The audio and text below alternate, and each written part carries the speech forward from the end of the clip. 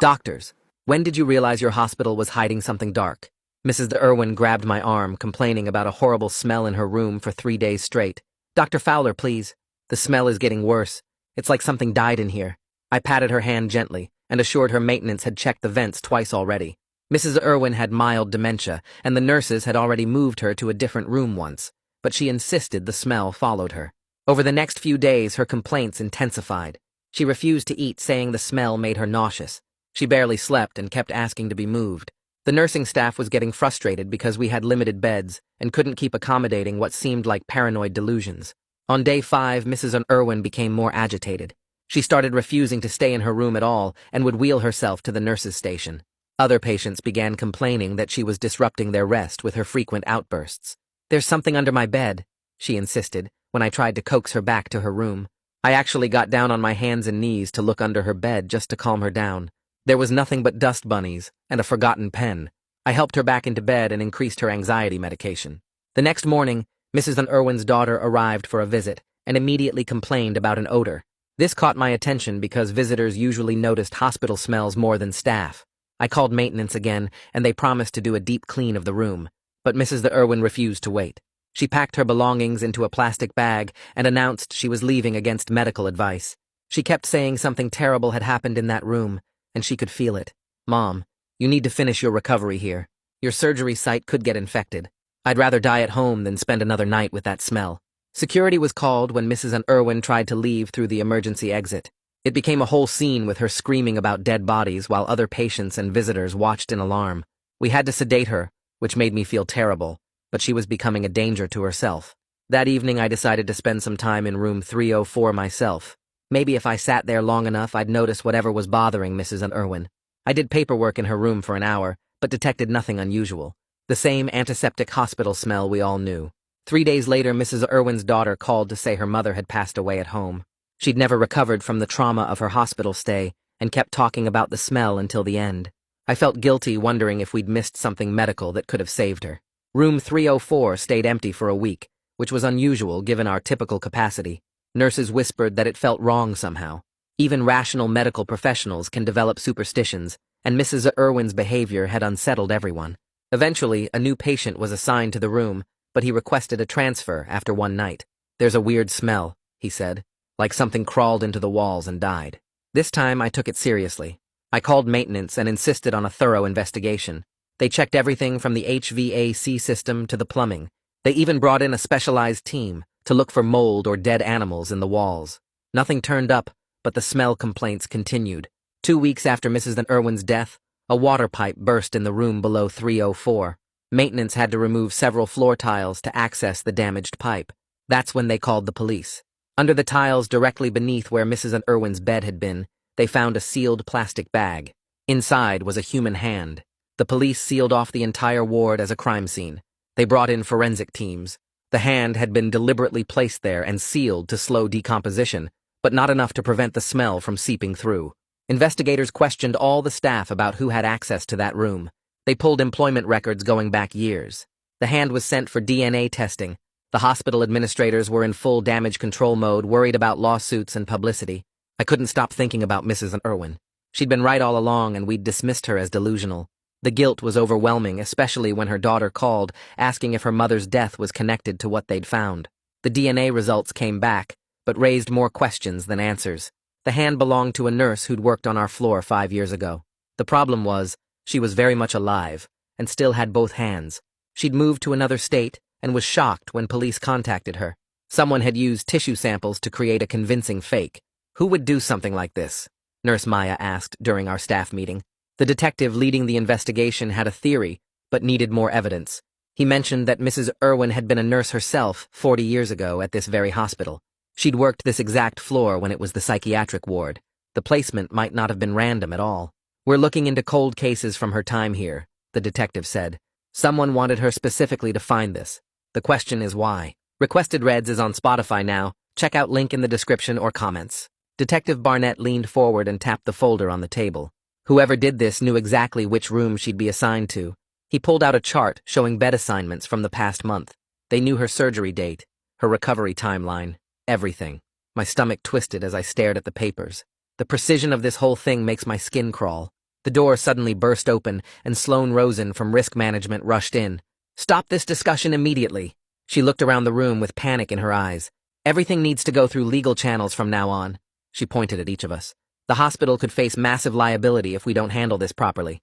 Detective Barnett just stared at her coldly and closed his folder. "This is a criminal investigation, not a liability issue." Sloane's face turned red, but she didn't back down. "I'm calling the legal department right now."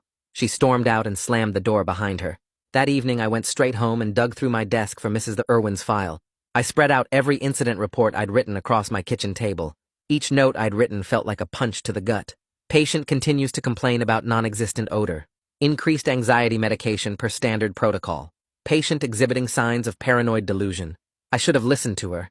I should have taken her seriously. The next morning, Detective Barnett called and asked me to meet him at the hospital. "I need you to walk me through the ward layout." We started at the nurses' station and worked our way down the hall. I showed him the maintenance corridors hidden behind unmarked doors. Anyone with a key could access these. He took photos of every entrance and exit. We checked the storage rooms filled with supplies and old equipment. "How many people have access to these areas?" I counted on my fingers. "Maybe 30 staff members, plus maintenance crews." The detective wrote everything down in his notebook. Edison Walker from facilities met us outside room 304 with a stack of blueprints. "You wanted to know about the flooring system?" He unrolled the papers on a nearby cart. "This whole section was renovated 15 years ago after water damage." He pointed to the specific area under where Mrs. Irwin's bed had been. "The original tiles from the 80s are underneath the new ones." Detective Barnett studied the blueprints carefully. "I need all maintenance records going back 40 years. Edison nodded and said he'd pull everything from storage. Later that afternoon, Detective Barnett gathered us in the conference room again. "The DNA results are more complicated than we thought." He passed around a lab report. "The hand belongs to a nurse who worked here 5 years ago." Everyone started talking at once, but he held up his hand. "She's alive, and still has both hands." The room went silent. Someone harvested her tissue samples or DNA from something she touched regularly. He looked around at our shocked faces. "This isn't just revenge, it's sophisticated planning." That evening, I finally worked up the courage to call Mrs. Irwin's daughter. My hands shook as I dialed her number. She answered on the third ring, and I could barely get the words out. "I'm so sorry we didn't believe your mother." There was a long silence on the other end. She was right all along, and we failed her. Her voice was quiet when she finally spoke. "I just want to know why someone targeted her." We agreed to stay in contact as the investigation continued. The hospital administrator called an emergency meeting the next day. "We need this ward back to normal operations immediately." She looked stressed and kept checking her phone. "We're running out of beds, and the publicity is affecting admissions." I wanted to scream that a woman died because we ignored her. Patient safety should be our priority, not bed counts. She glared at me and continued with her presentation about damage control. That night I couldn't sleep, so I went back to room 304. The crime scene tape was gone, but the room still felt wrong. I sat on the edge of the empty bed frame and tried to understand what Mrs. Irwin experienced. The ventilation system hummed softly above me. I noticed small scratches on the floor tiles I'd never seen before. The room felt heavy with the weight of what happened here. Something terrible had occurred in this space, and Mrs. Irwin had sensed it. The next morning, Nurse Maya pulled me aside in the hallway. "I've been hearing things from the older staff." She looked around to make sure no one was listening. "About the psychiatric ward days." She mentioned restraint deaths that were never properly investigated, patients who just disappeared from the records. Her voice dropped to a whisper. "One nurse said they used to keep problem patients in room 304 for weeks at a time." The stories made my blood run cold. Nobody wanted to work that room back then. The stories made my blood run cold. 2 days later, Detective Barnett showed up at the nurses' station asking for Edison Walker. He wanted to see how the building looked back when it was a psychiatric ward. Edison arrived 20 minutes later carrying a ring of old keys and led us down to the basement storage area where they kept the original architectural plans. The storage room smelled like mold and old paper. Edison pulled out tube after tube of rolled blueprints until he found the ones from 1962. We spread them across a dusty table, and Detective Barnett took photos with his phone. Room 304 had thick walls marked as reinforced concrete, and there was a special observation window drawn into the plans. Edison pointed to the bolt marks on the floor diagram, showing where the restraint bed would have been secured. The detective measured the placement against his notes, and everything matched where we found the hand. That afternoon, my phone buzzed with an email from Sloane Rosen marked urgent and sent to all staff. She wrote that nobody was allowed to talk to police without a hospital lawyer present, and anyone who did would face immediate suspension. The nurses at the station were reading it too, and everyone looked nervous. Maya whispered that Sloan had been making calls all morning to the legal department. The next morning, Edison brought the blueprints to my office and spread them out on my desk. He showed me how room 304 used to have a reinforced doorframe designed to withstand patient violence, and the observation window let staff watch without entering. The bed bolts were positioned exactly where Mrs. Irwin's hospital bed had sat, and the hand was buried right under where the restraints would have held someone's wrist. Edison said the precision couldn't be coincidence. During my lunch break, I grabbed a notebook and started mapping out everything that happened from when Mrs. Irwin first complained to when we found the hand. I wrote down dates and times and who was working each shift. The timeline showed her complaint started exactly 3 days after she was admitted to room 304. Someone knew she'd be placed there and planted the hand just before her arrival. The pattern was too perfect to be random. I tracked down the new patient who'd complained about the smell before his discharge. He was packing his belongings when I knocked on his door. I asked him to describe what he smelled, and he said it was sweet and rotten like meat left in the sun. That was exactly how Mrs. Irwin had described it. He said the smell got stronger at night and seemed to come from below the bed. His validation of her experience made my chest tight with guilt. Detective Barnett called a meeting that evening and revealed the hand wasn't even real human tissue. It was a sophisticated prosthetic made from medical-grade silicone, but someone had seeded it with actual DNA to fool the initial tests. Creating something like that would take serious medical knowledge and access to lab equipment. He said whoever did this had deep connections to the hospital and planned everything months in advance. Edison offered to show me the maintenance tunnels the next day so I could understand how someone accessed the space under 304. We met at 7 in the morning before the day shift arrived. He led me through a door marked "Authorized Personnel Only" and down metal stairs into the subfloor. The tunnels were narrow and filled with pipes and electrical conduits. Edison had to duck to avoid hitting his head on the low ceiling. We followed the main corridor until we reached the section under the patient rooms. Edison showed me 3 different access points someone could use to reach the space under 304 without being seen. The security cameras didn't cover any of these entrances. Someone who knew these routes could move through the building completely undetected. That afternoon, Sloan called me to her office and closed the door behind us. She sat behind her desk and started listing all the ways this investigation could destroy the hospital. She mentioned lawsuits that could reach millions and how the publicity would make people afraid to come here for treatment. Then she brought up 3 previous complaints the hospital had quietly settled over the years. She said getting too involved in this investigation would end my career here. Her hands were shaking as she talked, and I could see how desperate she was to contain this situation. Detective Barnett stopped by my office later with more information about the placement. He'd been studying the old psychiatric ward records and found that the plastic bag was buried exactly where the seclusion bed's restraint bolts would have been. Someone knew the precise historical layout down to the inch. He said this felt like a message about something specific that happened in that exact spot 40 years ago. The killer wanted us to make this connection. After the detective left, I walked down to the pathology lab looking for Kira McLean. She was alone processing tissue samples when I knocked on the door frame. I asked if she could help me understand how someone could create such a convincing fake hand with embedded DNA. She dropped the slide she was holding and it shattered on the floor. While she cleaned up the glass, she said she'd look into what materials and techniques someone would need, but she had to be careful about it. Something about the way she avoided eye contact made me think she knew more than she was saying. 2 days later, Mrs. Irwin's daughter called me at work, just as I was finishing my morning rounds. She sounded tired and said she'd been going through her mother's old things from her nursing days. She told me her mom had worked the psychiatric ward here in the 80s and kept journals about it. Her voice got quiet when she described entries about patients being tied down for days at a time. She said her mother wrote about the screams that echoed through the halls at night. The worst part was how her mom never spoke up about what she saw happening. She'd written about feeling like a coward for staying silent when doctors gave too much medication. Mrs. Irwin's daughter said her mom carried that guilt for 40 years until she died.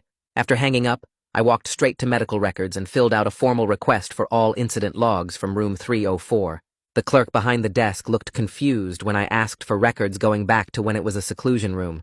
She said those would be in deep storage and might take weeks to pull, but she'd start the process. I signed every form she gave me and made copies for myself, just to be sure. That afternoon, Edison found me in the cafeteria and sat down with his lunch tray looking worried. He'd been thinking about the building's history and remembered something from 20 years ago. There'd been a huge flood in that wing when old pipes burst during winter. The whole floor had to be gutted and rebuilt over several months. He said crews had access to everything during reconstruction, including spaces that were usually sealed off. Someone could have hidden things or moved evidence during all that chaos. He pulled out his phone and showed me photos from the hospital newsletter about the flood damage. The next morning, Detective Barnett called to update me on his investigation progress. He'd been interviewing long-term staff and found a nurse who'd worked here 35 years. She told him about a patient who died in the early 80s under weird circumstances. The official report said natural causes, but nurses whispered it was from too many restraints and sedatives. She said nobody dared ask questions because you'd lose your job for challenging doctors back then. Detective Barnett said he was tracking down more people from that time period. Later that day, Sloane cornered me in the hallway and pulled me into an empty exam room. Her face was red, and she was breathing hard like she'd been running. She said she'd heard I was trying to contact retired staff, and that could get me fired immediately. She kept saying the hospital had procedures, and I was violating them by doing my own investigation. She grabbed my arm and said old employees might say things that weren't true just to get attention or money.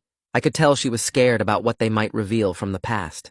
That evening I stayed late reviewing employee records and made an interesting discovery. The nurse whose DNA was on the fake hand had actually worked in room 304 all the time during her shifts. She'd been assigned to that room more than any other nurse on the floor. Someone had picked her tissue specifically to connect her to that exact space. The person who did this knew every detail about staff assignments and room histories. The next day, Kira stopped by my office looking nervous and closed the door behind her. She explained how someone could put DNA onto a fake surface to trick forensic tests. She said you'd need special equipment and chemicals that only labs would have. Her hands were shaking as she described the process and how much planning it would take. She kept looking at the door, like she was afraid someone would walk in and hear us talking. She said whoever did this had to have access to the pathology lab and know exactly what they were doing. After she left, I spent hours searching through old employee directories until I found Lori Bellamy's contact information. She'd been a psychiatric nurse here in the 80s and might remember Mrs. Irwin. I called her number, and at first she didn't want to talk to me at all. But when I mentioned Mrs. de Irwin's name, she got quiet and then agreed to meet me for coffee. We met at a diner downtown the next morning where nobody from the hospital would see us. Lori was in her 70s with gray hair and tired eyes that had seen too much. She remembered Mrs. Irwin as one of the only nurses who was kind to the psychiatric patients. She said most staff treated them like animals, but Mrs. Irwin would sneak them extra food and blankets. Lori pulled out a napkin and started drawing the old layout of what became room 304. She showed me exactly where the metal bed frame was bolted to the floor for restraints. Patients would be tied down with their arms and legs spread out so they couldn't move at all. She marked 4 X's on the napkin showing where the bolts went into the concrete. The hand had been placed exactly where the left wrist restraint bolt would have been. She said patients would be left like that for days until their wrists and ankles were raw and bleeding. The placement of that fake hand wasn't random, but a message about what happened in that spot. That afternoon, Detective Barnett went to court to request all chemical restraint logs from the psychiatric ward in the 80s. The hospital lawyers showed up to fight it, saying those records were protected and too old to matter. But the judge sided with Detective Barnett and ordered the hospital to turn over everything. 3 days later, dozens of boxes arrived from off-site storage filled with yellowed papers and faded ink. The next morning, Sloane stormed into the records room where I was sorting through the boxes with Detective Barnett. She waved a stack of legal papers in our faces and said we couldn't look at anything older than 20 years without special court approval. Detective Barnett stood up slowly and stared at her with cold eyes. He pulled out his phone and called someone about getting a broader warrant if the hospital kept blocking the investigation. Sloane's face turned red as she listened to him describe her obstruction to whoever was on the other end. The tension in that small room made it hard to breathe. After she left, I kept digging through the papers while Detective Barnett went to meet with the judge. My hands were shaking as I opened folder after folder of old incident reports from the psychiatric ward days. That's when I found it buried in a stack from 1983. Mrs. Irwin's signature appeared as a witness on 3 different restraint injury reports, all from the same month. Her neat handwriting documented patients with broken wrists and torn skin from struggling against the metal restraints. One report described a young man who screamed for hours before going quiet. Mrs. Irwin had written that she tried to get the doctor to check on him, but was told to mind her own business. My stomach turned as I realized someone wanted her to remember these specific incidents. Edison knocked on the door carrying more boxes from the basement archives. He'd found old maintenance records that nobody had looked at in decades. As we went through them together, he pulled out a work order that made us both stop. It was dated 3 weeks after that young man's incident in 1983 and requested urgent tile replacement in the seclusion room. The reason listed was water damage, but Edison said that didn't make sense. The pipes in that area had never leaked according to all the other records. Someone had torn up that floor for a different reason and covered their tracks. Detective Barnett came back with his expanded warrant and immediately started taking photos of everything we'd found.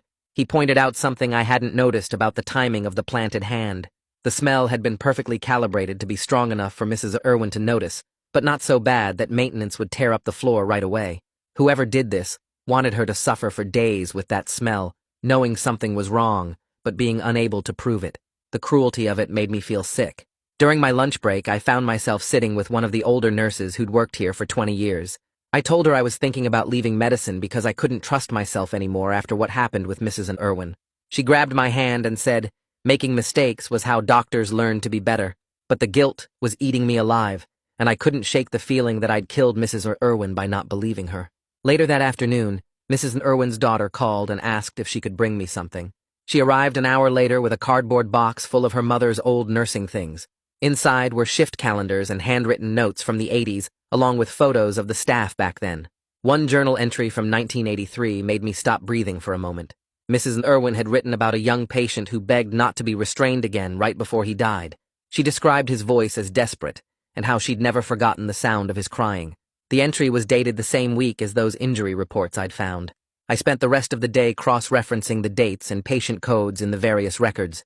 Patient 304-83 kept appearing in different documents, always with vague notes about behavioral issues. The medication logs showed he'd been given massive doses of sedatives in his final days. The death certificate said natural causes, but the drug amounts would have killed anyone. This was murder, hidden behind medical treatment. The next morning, Sloan called me into her office and told me I was removed from patient care immediately. She said it was for my own protection while the investigation continued, but I knew she just wanted me away from the ward. She assigned me to administrative work in the basement filing old insurance claims. My medical career was hanging by a thread, and we both knew it. Detective Barnett found me in the basement that afternoon and closed the door behind him. He told me to get a lawyer immediately and protect myself legally. He said someone on current staff was definitely involved based on the evidence patterns. He promised to keep sharing updates with me, but warned that I couldn't trust anyone in the hospital anymore. As he left, he mentioned plans to subpoena even more records from the pathology department. 2 days later, Kira from the lab stopped by the basement, looking nervous and pale. She mentioned finding weird discrepancies in the old pathology inventory from 1983, including a specimen jar that was mislabeled. Her hands shook as she described having nightmares about what might be hidden in those old storage rooms. She kept looking over her shoulder like someone might be watching us. The guilt on her face was obvious as she talked about how the lab had always been sloppy with record-keeping back then.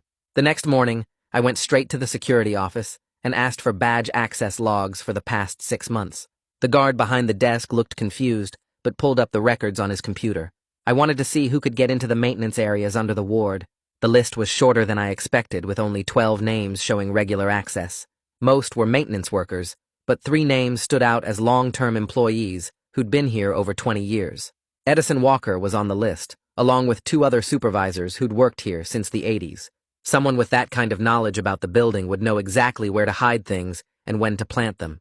I printed the list and headed to meet Lori at a coffee shop downtown. She was already waiting in a corner booth, looking nervous and checking her watch every few minutes. When I sat down, she immediately started talking about Timothy, without me even asking. She said she'd always known something was wrong with how he died, but nobody would listen to a young nurse back then. The doctors had all the power, and questioning them meant losing your job and never working in healthcare again. She described watching them increase his meds every day until he could barely open his eyes.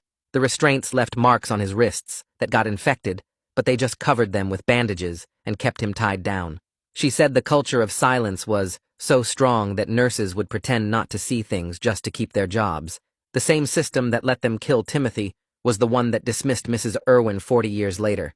Nothing had really changed except the methods got more subtle.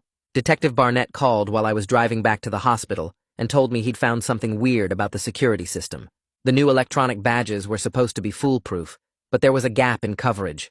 Anyone with an old master key from before the digital upgrade could still access certain areas without leaving an electronic trail.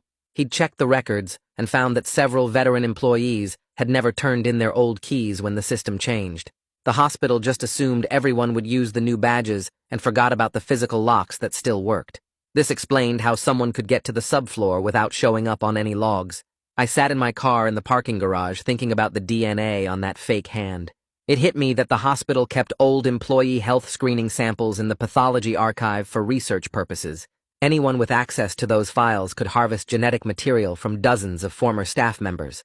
Blood samples, hair follicles, even saliva swabs from TB tests were all stored down there. The person who did this had probably been collecting materials for years, waiting for the right moment.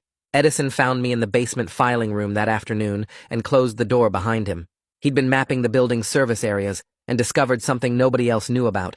There was a crawl space that connected directly to the area under room 304 with no cameras or security monitoring at all. It was part of the original construction from the 1940s and wasn't on any current blueprints.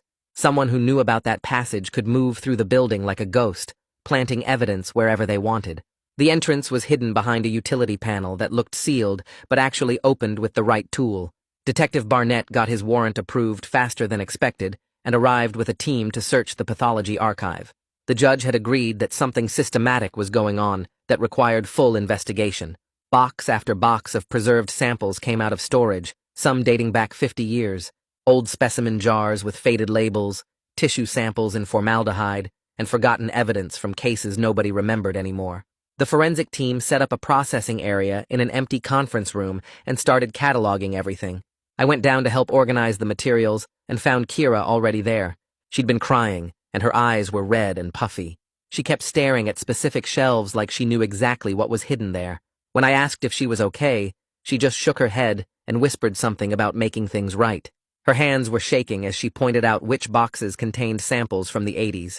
She knew way too much about what was stored where for someone who'd only worked here 10 years.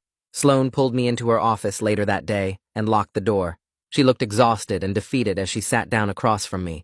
She admitted the hospital had quietly settled 3 different whistleblower complaints in the past decade.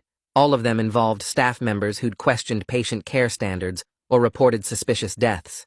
She'd been the one negotiating the settlements and making sure nothing went public.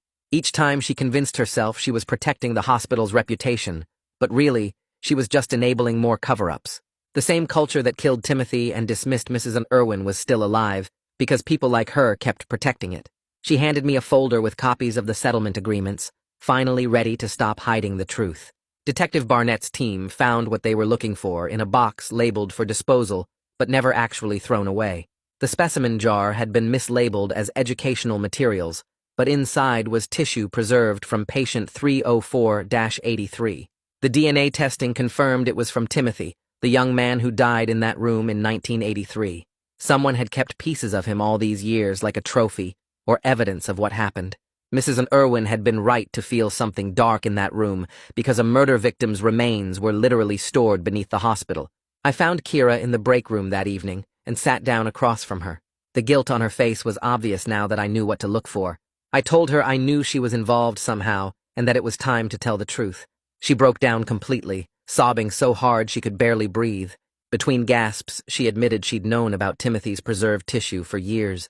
She'd found it by accident while doing inventory and realized what it meant. The weight of keeping that secret had been destroying her from the inside. She started talking faster now, words spilling out like water from a broken dam.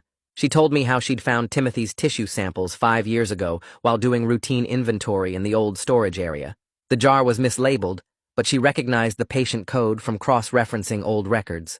She'd spent months piecing together what happened to him back in 1983. The more she learned about the restraints and overdoses, the angrier she got. When she heard Mrs. Irwin was admitted to room 304, she saw her chance. She knew Mrs. Irwin had worked that floor during Timothy's death. She thought if Mrs. Irwin found evidence, people would finally have to listen. She'd taken DNA from an old hairbrush the nurse left behind years ago and used her lab access to create the fake hand. She'd snuck into the maintenance tunnels late at night and placed it under the floor tiles. She sealed it just enough to let the smell seep through slowly.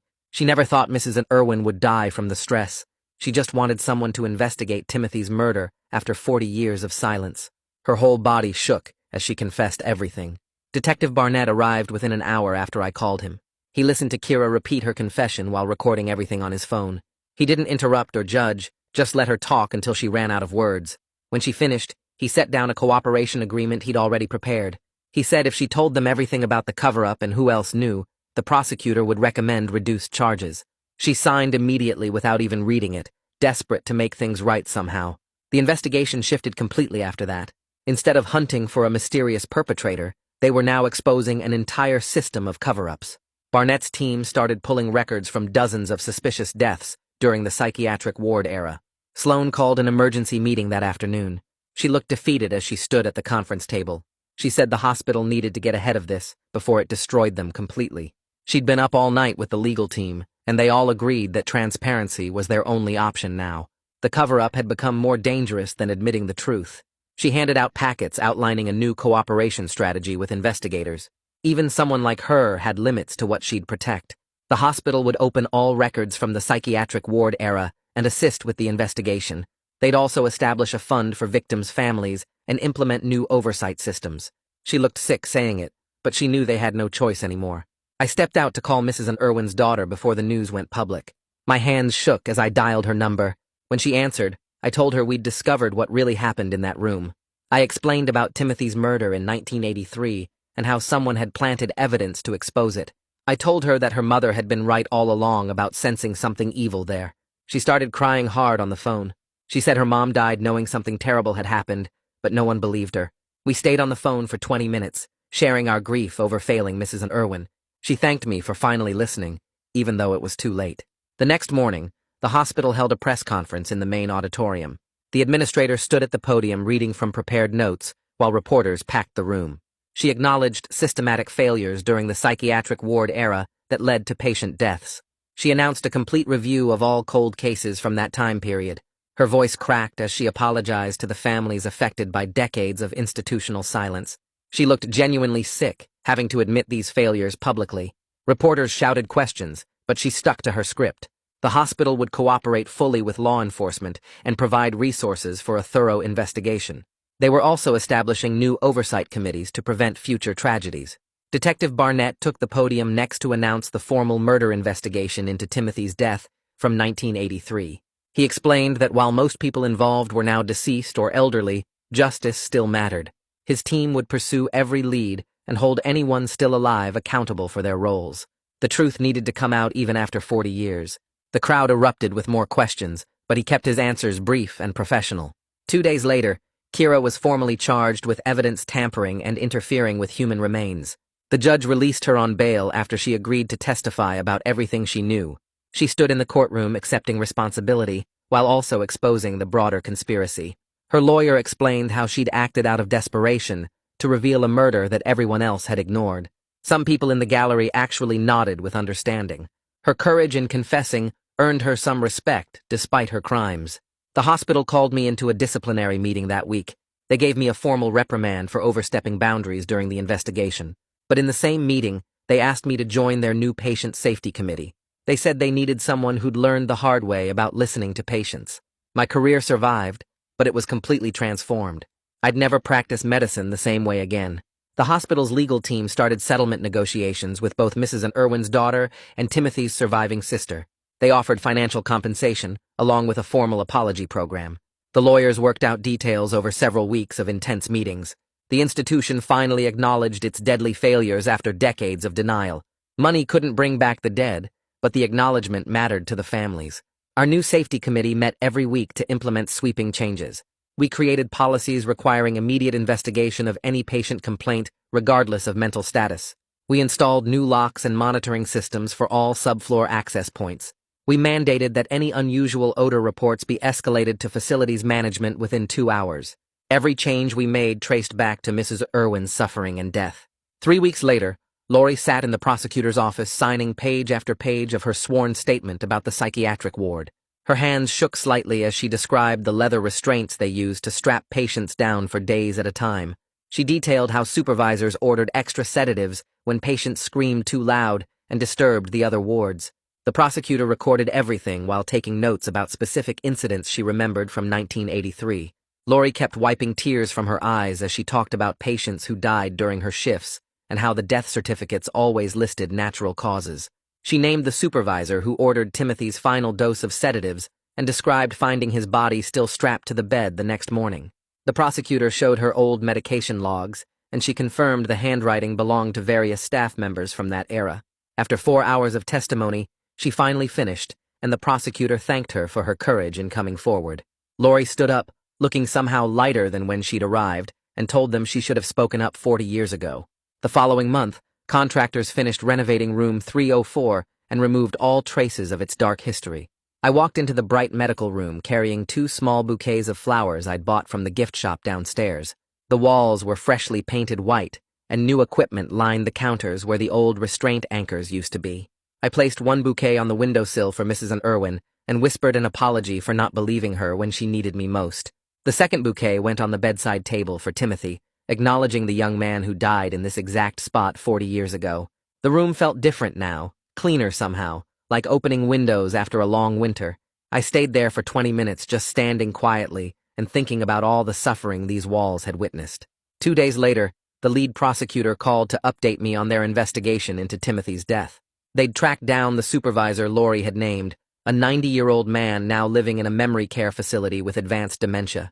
His family had been shocked to learn about the allegations, but after reviewing the evidence, they agreed to a symbolic plea on his behalf. The prosecutor explained that while criminal prosecution wasn't possible given his mental state, the formal acknowledgement of his crimes mattered for the historical record. The family's lawyer read a statement accepting responsibility for the supervisor's actions and expressing regret for Timothy's death. The judge entered the plea into the official record, ensuring that Timothy's murder would finally be recognized by the legal system even if justice came too late for real accountability. That same week, the hospital board announced the creation of the Irwin Patient Advocacy Fund during a packed press conference. The fund would provide resources for families challenging medical decisions and investigating suspicious deaths in healthcare facilities. They allocated $2 million in initial funding and promised to match all public donations for the first year. The administrator read a prepared statement acknowledging that Mrs. Irwin's case exposed serious failures in how they responded to patient concerns. Her name would now be permanently linked to protecting vulnerable patients and ensuring their voices were heard. Several reporters asked questions about other potential cases, and the administrator promised full transparency going forward. Meanwhile, Kira appeared in court to formally accept her plea deal with the prosecutor's office. She stood before the judge and surrendered her medical license, accepting 5 years of probation for evidence tampering and interfering with an investigation. The judge approved her agreement to work with the new Patient Safety Fund developing protocols to prevent future tragedies. Kira's voice cracked as she apologized to Mrs. Irwin's family and promised to spend the rest of her career making amends for her actions.